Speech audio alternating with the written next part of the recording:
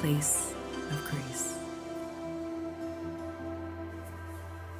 Yan, palakpakan po natin si Lord. So, sino po dito ang bumili po kayo ng palaspas ngayon on your way here? Meron po ba?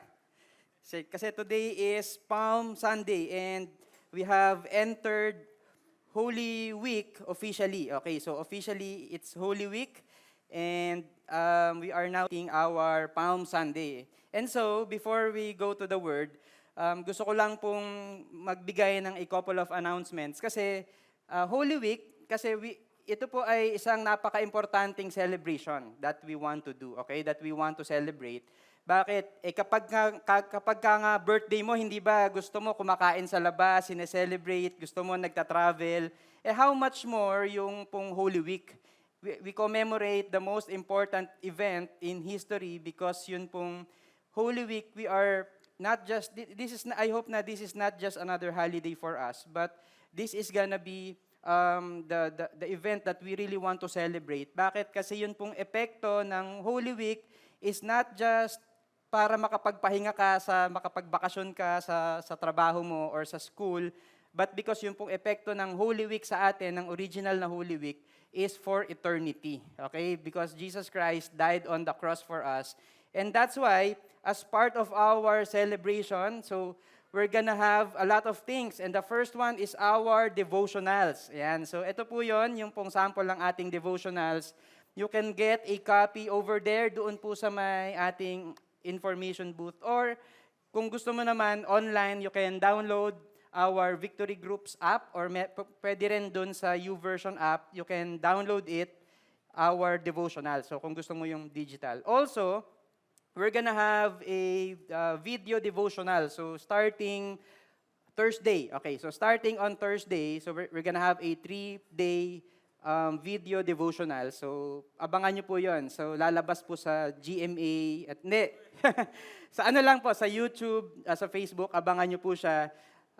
We're gonna have our video devotionals starting on Thursday. Also, meron po tayong bagong album. Yan, ito po yon. So, nandyan po yung picture ni Ron, ni Ate Carol. Hindi po photo album, but a new album. It's called Homecoming. Kanina, we were listening to it. Ngayong araw po yon ni-release. So, listen to it sa iba't ibang mga platforms. Spotify, Apple Music, at saka YouTube, okay?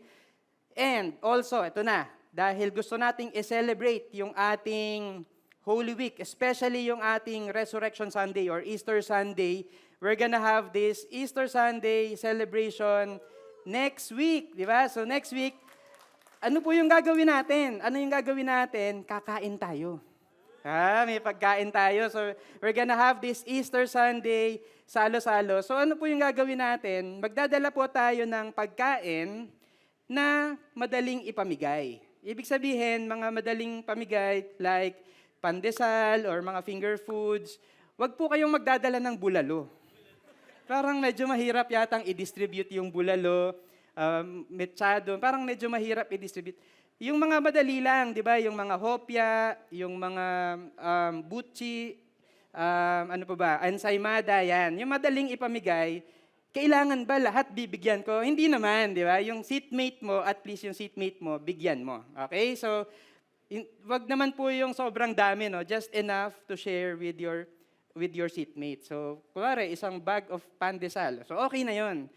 Kasi ang gusto po natin is we want to cultivate this community celebration kasi nga, very important po sa atin yung celebration ng Easter Sunday. So, okay po ba yon? Paano kung wala akong pambili ng pagkain? Pumunta ka pa rin. Okay lang. We're gonna have food for you. Okay? So, exciting po ito. I hope na all of us will be excited to celebrate Easter Sunday. And so, as we start our brand new series, binanggit na po ni Ron kanina yung title ng ating brand new series. It's called Place of Grace.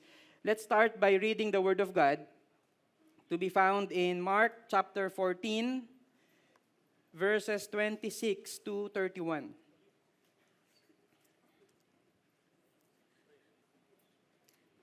So please stand up, Mark chapter 14.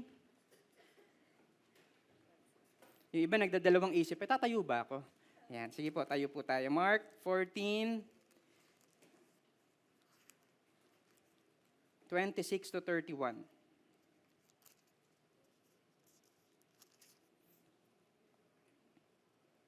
So if you're there, please read with me. And when they had sung a hymn, they went out to the Mount of Olives. And Jesus said to them, "You will all fall away, for it is written, I will strike the shepherd, and the sheep will be scattered. But after I am raised up, I will go before you to Galilee."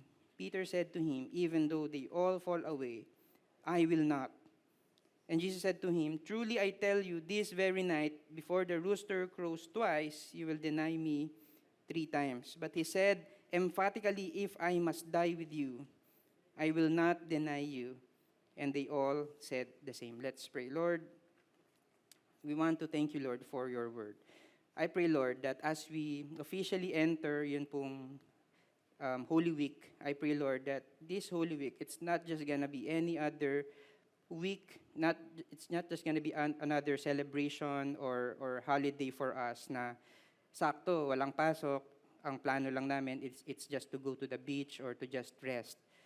But I pray, Lord, that this is gonna be a time that we will all understand our need for grace and your willingness to give it to us because you know exactly what we need. Grace and rest that comes only from you, Lord. Thank you, God. We pray for the preaching of your word today to speak to our hearts today. In Jesus' name, amen and amen. So pwede na po tayong maupo. And as you take your seats, I'd like to ask you a question. Kung sino po dito ang mahilig kumain sa mga buffet? Yan, meron po ba dito mahilig kumain sa mga buffet? Or once in a while, nakakakain kayo pag buffet, lalo na kapag ka-birthday nyo, di ba, libre yung isa, basta may kasamang isang magbabayad. Okay, so, ako po, by the way, sino po dito meron kayong mga tips kapag kumakain sa buffet? Pwede bang i-share nyo yun? Ano yung mga technique na kailangan nating tandaan kapag kumakain sa buffet? Ano yung mga naiisip nyo? Sino dito ang una nyong ginagawa? Hindi ako kakain ng kanin. Di ba? Dapat diretso tayo sa lechon. Diretso tayo sa mga meat. Diretso tayo sa steak. Diretso tayo dun sa mga seafood. Okay, meron po bang ganon? Yan, yung hindi ako iinom ng soft drinks. Hindi ako iinom ng soft drinks. Dapat, hindi ako iinom ng tubig. Dapat pupunuin ko yung tiyan ko ng puro pagkain lang. Yan, di ba? Yung ganon po yung ginagawa nyo. Or, yung iba sa inyo, ang strategy nyo, lalo na kapag ka-dinner, di kakain simula umaga. Gabi na lang para sulit. Okay, gabi na lang para sulit. And so we have all of these techniques and tips na iniisip natin whenever we eat at a buffet. Tama po ba? Yan. Nung mga unang beses na kumakain po ako ng buffet, syempre, ang mindset ko, and probably this is also your mindset, dapat masulit yung ibabayad. Tama po ba?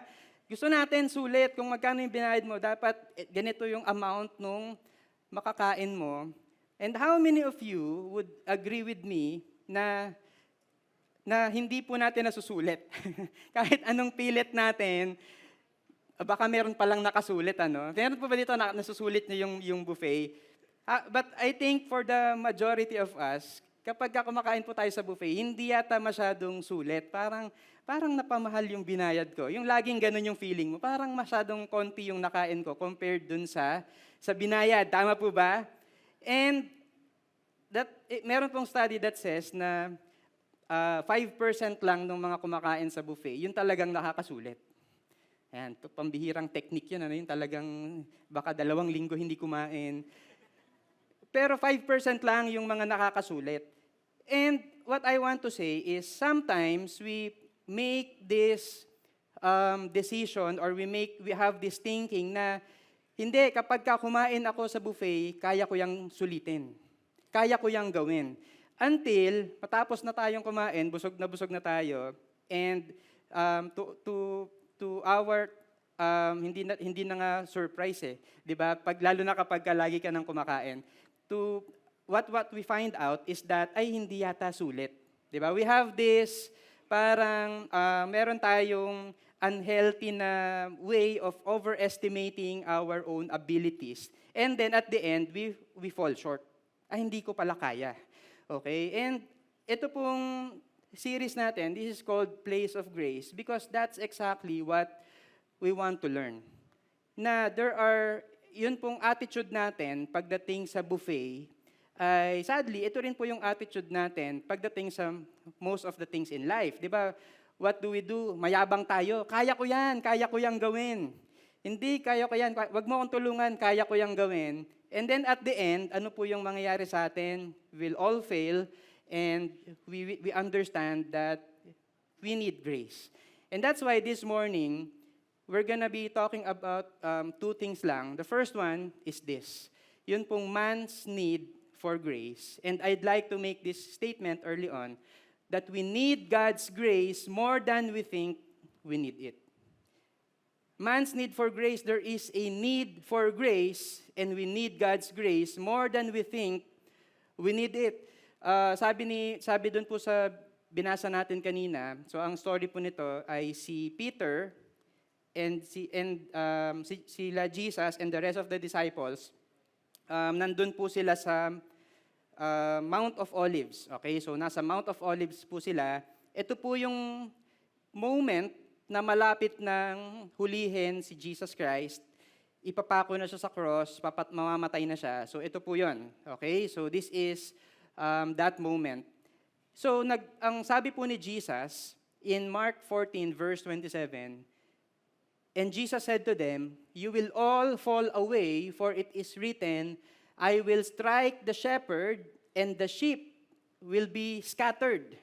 So, kayong lahat, you're gonna fall away, or you're gonna abandon me. That's what Jesus was saying. So, ang sabi po ni Peter, ano yung sabi ni Peter? Peter said to him, "Jesus, even though they all fall away, I will not." Di ba? Pagka Pilipino yung accent, ganun di ba? "Even though they all fall away, I will not." Hindi ako yon. Kahit silang lahat, iwanan ka, ako hindi kita iiwanan, hindi kita ia-abandon. So that's what Peter said. So yung sumunod po na story, or na verse, and Jesus said to him, "Truly," sabi niya kay Peter, "I tell you, this very night, before the rooster crows twice, you will deny me 3 times. You're gonna deny me 3 times. Pero sabi ni Peter ulit, and I like this word, emphatically. Merong confidence. Diba? Yung talagang with emphasis, na if I must die with you, I will not deny you. Oy, Jesus hindi kita ide-deny kahit na mamatay pa ako. And all the disciples said the same thing. Kahit na mamatay ako, I'm not going to deny you. Okay, so now we have to look at the personality of Peter. Alam niyo po, si Peter, meron po siyang K na sabihin to. Bakit? Kasi talaga namang matapang at saka bold si Peter. Alala niyo po ba yung time na si Jesus walked on water? Alam niyo po ba yung story na to? Yung mga disciples, they were in the boat. Hindi nila kasama si Jesus. Tapos si Jesus, naglakad sa tubig, and they all thought na it was a ghost.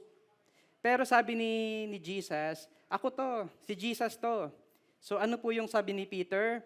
Sabi ni Peter, Jesus, kung ikaw talaga yan, pwede bang ako din maglakad sa tubig? And si Peter, for a few moments, he was able to walk on water. So ganun po talaga yung personality ni Peter. Talagang matapang, talagang bold, talagang kaya niyang sabihin yung mga ganitong bagay. And so, nung sinabi po niya na, hindi Jesus hindi kita iiwanan. Hindi Jesus hindi kita ide-deny. He was being himself. He was being Peter. He was bold. He was courageous. Lagi po siyang ganon. Okay? But, ano po yung mangyayari? So, ito po yung susunod na nangyari in the story. And Jesus took with him Peter and James and John. So, this is in the Garden of Gethsemane. And began to be greatly distressed and troubled. Greatly distressed and troubled. And he said to them, sabi po ni Jesus sa mga disciples, "My soul is very sorrowful, even to death. remain here and watch. That's the instruction. Remain here and watch. Ano po yung nangyari? So Jesus went away sa isang place where he could be alone. But when he came back, ano po yung nangyari? He came and found them sleeping. Yan, parang yung katabi mo, sleeping. Uy, hindi, sabihin mo, hindi ka naman si Peter, di ba? Yan, huwag kang matulog. And he said to Peter, Simon, are you asleep? Could you not watch 1 hour? Watch and pray that you may not enter into temptation. The spirit indeed is willing, but the flesh is weak. And this will happen for 2 more times. 3 beses po nangyari yon. Peter and the rest of the disciples, remain here and watch, mag-pray kayo. And then they will fall asleep. Aalis si Jesus to pray on his own. And then pagbalik niya, natutulog yung mga disciples. And it will happen for 3 times. Ano yung nangyari? Akala ko ba hindi mo ako iiwanan? Eh nung dinatnan ka nung antok, biglang natutulog ka na. Akala ko ba hindi mo ako i-deny, sasamahan mo ko. Ngayon, hindi mo ako masamahan sa prayer. So, that's what happened. So, kaya po sinasabi ni Jesus dito, ito po yung sinabi niya sa mga disciples, watch and pray that you may not enter into temptation. Can you say that? Watch and pray. Watch and pray. A lot of things ito po yung solution. Watch and pray. We have to watch out for the temptations, for the attacks of the enemy. We have to watch out because we are in a spiritual battle, whether you like it or not. Nandito po tayo sa isang spiritual battle, whether you like it or not, and dahil nasa spiritual battle po tayo, ibig sabihin, we have enemies who will try to tempt us, who will try to make us fall away from God. That's what we are in, a spiritual battle. And that's why ang solution is to watch and pray. Let's pray for protection. Let's pray that God will strengthen us, that God will protect us from the attacks of the enemy. Because, ito po yun, watch and pray because the spiritual battle is often won or lost before the crisis comes. Marami pong mga battles na what we have to understand is hindi lang kapag ka nandyan na yung temptation at nandyan na yung spiritual battle, saka ka palang magpe-pray. Dapat unahan mo na. You also were with the Nazarene Jesus. Di ba kasama mo si Jesus? So ano pong ginawa ni Peter? But he denied it, saying, I neither know nor understand what you mean. Who you? Parang gano'n, di ba? Hindi ko nagigets yan. Sino ba yung sinasabi mo? Sino ba yun? And when he went out into the gateway, and the rooster crowed. And this would happen for the next 2 times. Someone would approach Peter and sasabihin ng tao na yun, di ba kasama mo si Jesus? Di ba disciple ka ni Jesus? Di ba kasama ka nila? And Peter would deny Jesus again and again for 3 times. So yung Peter na nagsabi na I will not fall away, even if they all fall away, yung Peter na nagsabi na I will not deny you, denied Jesus for 3 times. Di ba ganun din po tayo, sinasabi natin, kaya ko yan. Hindi Lord, hindi ako magbabackslide. Hanggang tumanda ako, I'm gonna be in this church. I will always read the Bible. I will always be strong. Si Peter nga one of the disciples of Jesus who was with Jesus for 3 years. And yet, he denied Jesus. He fell away. The spirit is willing. The flesh is weak. And yun pong ego ni Peter was strong. And I hope na it's not gonna be us. Okay? So, and immediately, the rooster crowed the 2nd time. Ito po yun. And Peter remembered how Jesus had said to him, before the rooster crows twice, you will deny me 3 times. So, dininay ni Peter si Jesus for 3 times and he broke down and wept. He understood that he has sinned before God. Na-realize niya yung kayabangan niya na sinabi niya na, no, hindi kita iiwanan, hindi kita i-deny. And he realized what Jesus had told him, that you will deny me 3 times. And he broke down and wept bitterly. That's what the Bible says. He broke down and wept bitterly.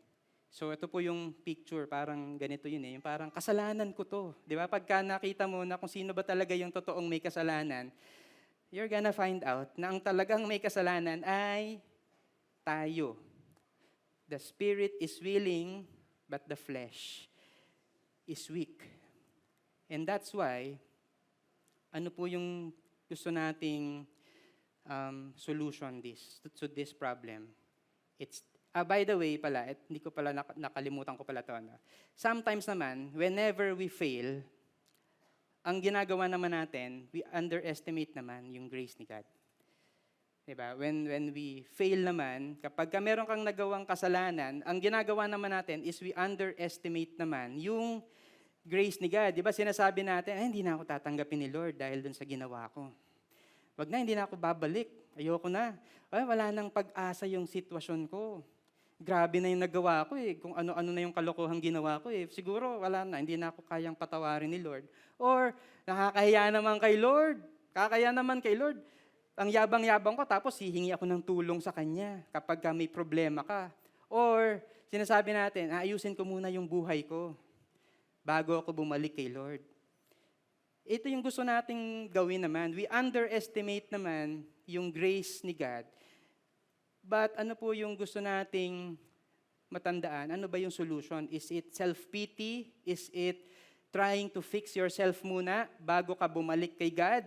Ang solution po to our need for the grace of God is ito, God's amazing grace.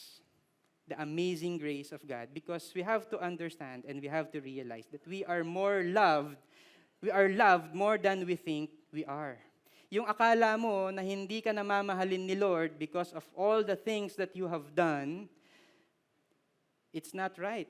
Bakit? Because we are loved more than we think we are. In fact, Romans chapter 5, it says here, but God shows His love for us in that while we were still sinners, Christ died for us. While we are in sin, while we are failing, while we are there, nung nagse-self-pity tayo, ang sabi po sa Bible, Christ died for us. Hindi kailangan na bumalik ka muna, hindi kailangan na ayusin mo muna yung sarili mo at kapag ka maayos ka na, saka ka palang babalik kay Lord. In fact, baligtad. Kaya ka magiging maayos kasi bumabalik ka kay Lord. Si Lord yung aayos sa'yo. That is why we need God's amazing grace. That's why we need God's amazing grace. Because let's look at Jesus. Jesus, who died on the cross for us. Si Peter failed to fulfill what he said. Pero si Jesus stayed faithful to his mission. Si Peter, ang dami-dami niyang sinabi that would be empty words. Diba? Ang dami niyang sinabi na hindi naman niya kayang tuparin, pero si Jesus stayed faithful to his mission. So, sino po dito napanood nyo na yung mga Mission Impossible na movies? Ba, nanonood ba kayo? Ethan Hunt. Sa umpisa nung Mission Impossible, lagi ito sasabihin, may tatawag sa kanya, di ba, kay Tom Cruise, sasabihin, your mission, should you accept this mission? Di ba, laging ganon. Tapos, i-explain yung detalye nung mission. Now, there's a fictional story going on in my head. Parang ganito po yung nai-imagine ko. No? Si God, hindi po ito totoong nangyari na. This is just a fictional story. Si God is like telling Jesus to go to this mission. Ano yung mission? To die on the cross for us. Okay? So, imagine, sabi po ni Jesus sa mga disciples, oh, you will all fall away. For it is written, I will strike the shepherd and the sheep will be scattered. So ngayon, nung binibriefing ni God si Jesus, oh, Jesus, you're gonna go there to the world. And ito lang yung problema. Isa-save mo sila, But yung mga disciples mo will all fall away. Yung sheep will be scattered. G ka pa din ba sa mission? Game pa din, Lord. Game pa din. Verse 30, Jesus, si Peter would actually deny you 3 times. Si Peter, yung pag-i-investan mo ng buhay mo for 3 years, yung one of your closest disciple, he's gonna deny you 3 times. He's gonna tell other people, hindi ko kilala yan. Game ka pa din ba? Game pa din. Game pa din sa mission. And ito po yung may experience si Jesus. Sabi po sa Bible, in verse 33, he took with him Peter, James, and John. And ito po yung description sa pagdadaanan ni Jesus, sa pinagdaanan ni Jesus, greatly distressed and troubled. So you're gonna be greatly distressed and troubled, and your soul will be very sorrowful, even to death. Ang ma-experience mo is that you will fall on the ground because of the sadness, because of the weight of the thing na napapasanin mo, and you will pray na if it were possible, yung hour might pass from you. Game ka pa din ba? Game pa din. Because we have to understand na hindi po madali kay Jesus. Kasi baka iniisip natin, baka madali lang para kay Jesus yun kasi God naman siya eh. Hindi. Mahirap yun because He became human, 100% God and 100% man. He is also a man like us. And He really prayed na if it were possible, the hour might pass from Him. Talagang matindi yung pinagdaanan ni Jesus. Ang problema po kasi sa atin, kapag naging mahirap na yung situation, we quit. We don't continue, we go back sa mga sinasabi natin. Just like Peter, nung nandyan na yung totoong persecution, nung hinuli na si Jesus, dininay na lang niya si Jesus. Bakit? It's more convenient to do that. Pero si Jesus would go through all of this, but He would not quit and fall away from His mission. He would continue doing what He said He would. Ito nga yung verse 42.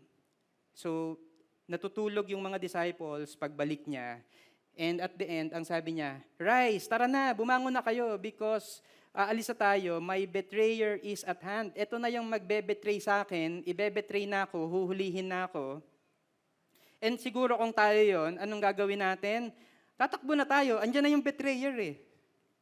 Magtatago na tayo, ito na yung betrayer, huhulihin na.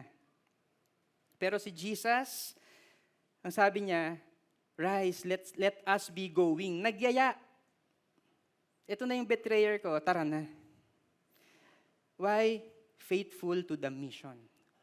When all of us would fail because our spirit is willing and our flesh is weak, Jesus would stay faithful to what He said He would do.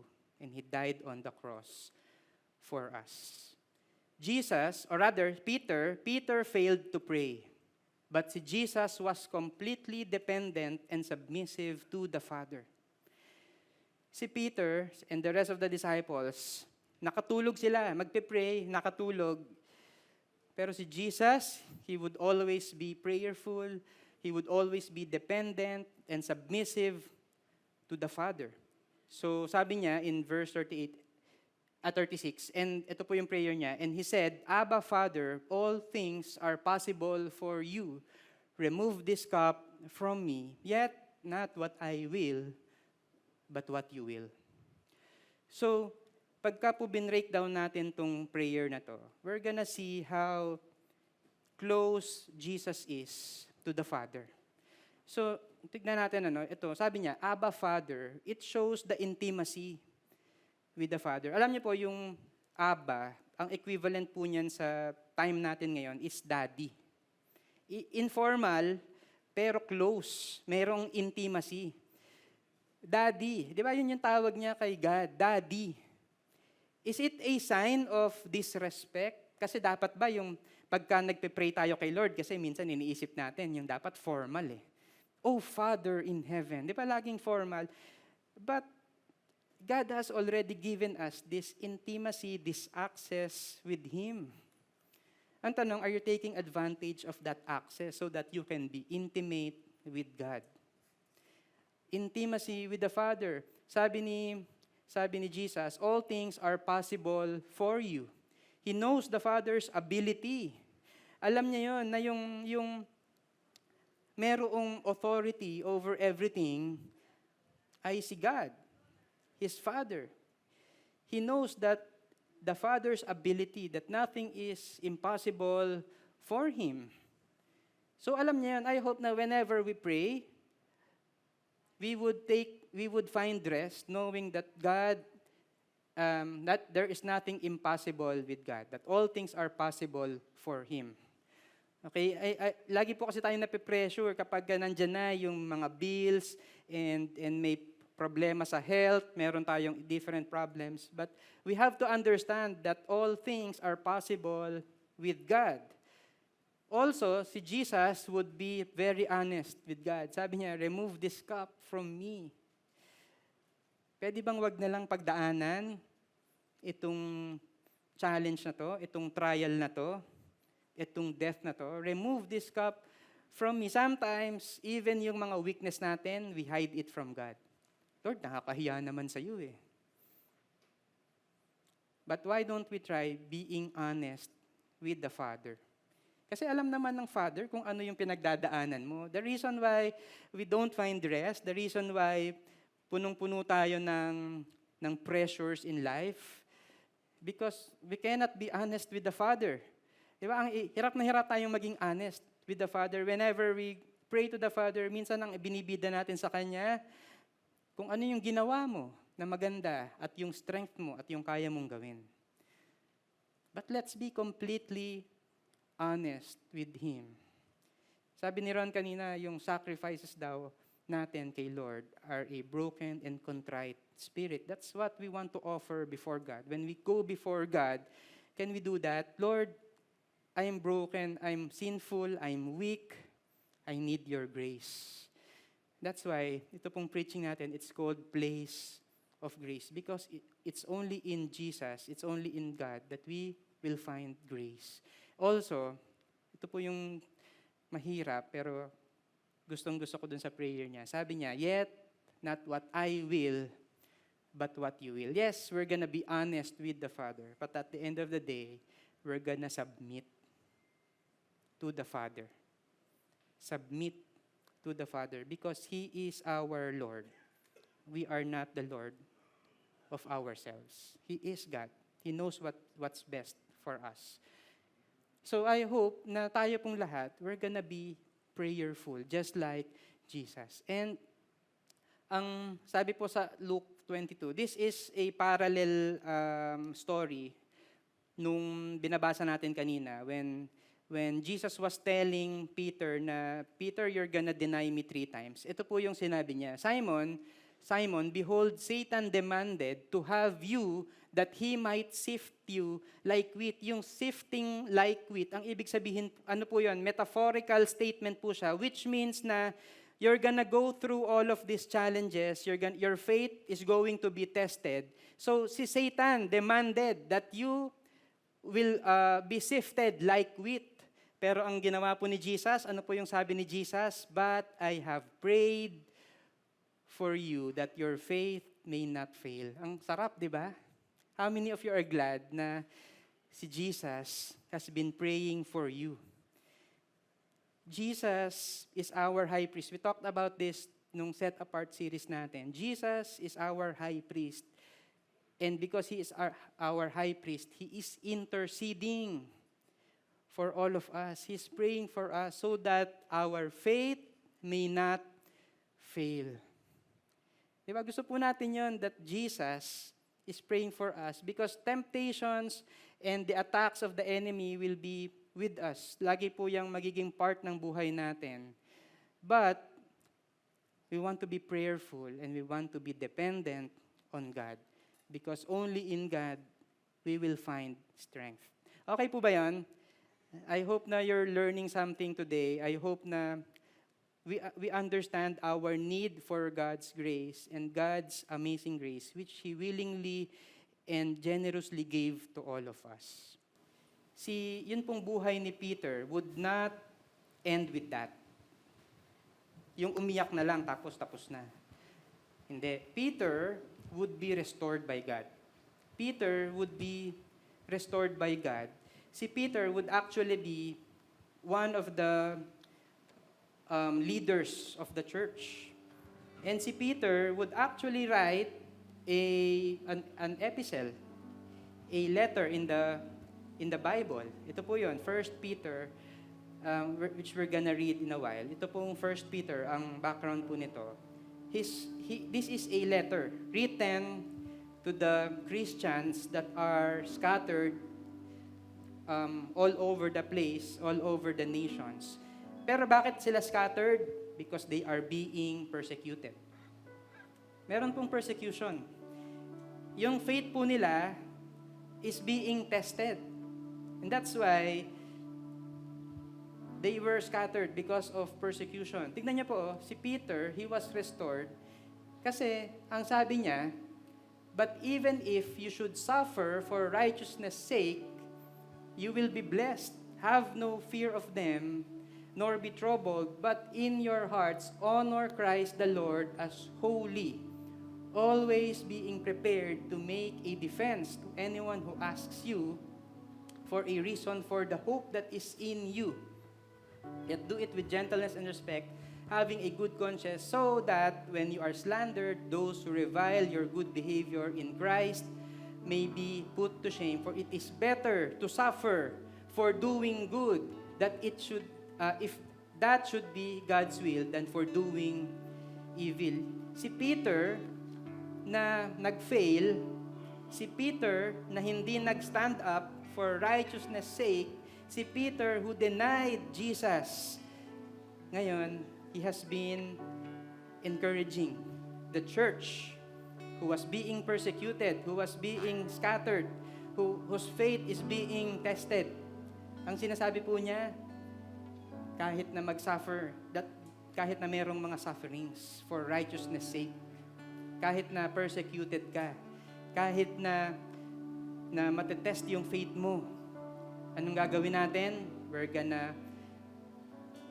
not gonna fall away. We're not gonna deny Jesus. But in our hearts, we will honor Christ the Lord. We will always be prepared to make a defense to anyone who asks for a reason. Peter, bakit ba bumalik ka? Paano ka na-restore? Paano, di ba ikaw yung nag-deny kay Jesus dati? Di ba sabi mo hindi mo kilala si Jesus? Di ba ikaw yung nag-fail to pray? Bakit ngayon, ikaw naman yung nag-e-encourage? Paano ka nakabalik? Yun po yung probably yung mga questions kay Peter, which is probably, it's the same questions that we would like answers to hear from. Kasi probably that's our situation. Probably some of us, na test yung faith natin, merong spiritual attack, kaliwat kanan, and now ang status mo, you feel like you are like Peter. Na-deny mo na si Jesus once. Na-deny mo si Jesus, napagpalit mo si Jesus for the temporary things of this world. Na-deny mo si Jesus for the things that are convenient for you. Sinful things na more pleasurable sa iyo ngayon, pero pinagpalit mo yung relationship mo kay Jesus. Maybe that's you. Maybe that's your situation. Maybe ikaw yung nag-fall away from God. And for some time, nawala ka sa church, hindi ka na uma-attend ng victory group, and you feel like parang, Lord, I lost this place with you. Parang, Lord, parang dapat ayusin ko muna yung buhay ko bago ako makabalik sa'yo. Pero ang sabi po ni Peter, always be prepared to make a defense for anyone, to anyone who asks you for a reason, for the hope that is in you. Bakit ba meron tayong hope? bakit ba nakakabalik tayo kay Jesus Christ in spite that our flesh is weak? It's because of grace. It's only because of grace. We can always find rest and restoration in our place of grace. And that is Christ's finished work on the cross. The reason why we can go back to God and we have this confidence to approach Him once again, it's not because of what you have done. It's not because of anything na na-accomplish mo. It's not about your credentials. It's the finished work of Christ on the cross. And that's why I'd like all of us to stand up. And we would like to acknowledge and we would like to be grateful for Christ's finished work on the cross. Yes, because our flesh is weak, we have done a lot of stupid things. We have done a lot of sinful things, things that have offended the Lord. And yet we are grateful and we will worship God because of the finished work of Christ on the cross. We can find our rest and our restoration in this place of grace only found in Him.